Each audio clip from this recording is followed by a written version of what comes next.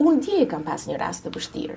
Një nënë që vinte nga Fieri, ku pacienti kishte shumë vite në diagnozën e tij kronike, një nënë që gjatë bisedës tregon që para pak kohësh kishte humbur bashkëshortin dhe djalin tjetër, ka ngelur vetëm me këtë djalë, i cili prej shumë vitesh është në diagnozën skizofrenike dhe në kontaktin e parë me mua dje identifikova një smundje kronike, retard në gjëra, në situatën, një nënë që luftonte për të birin deri në pikën e fundit. Një nënë e cila vinte erdhi në imazhin tim e fuqishme, shumë e madhe për të kuptuar dhe unë ku e gjen forcën ajo, të kërkoj ndihmë dhe të përballoj apo të luftoj për të gjetur, për të parë dritë në fund të tunelit.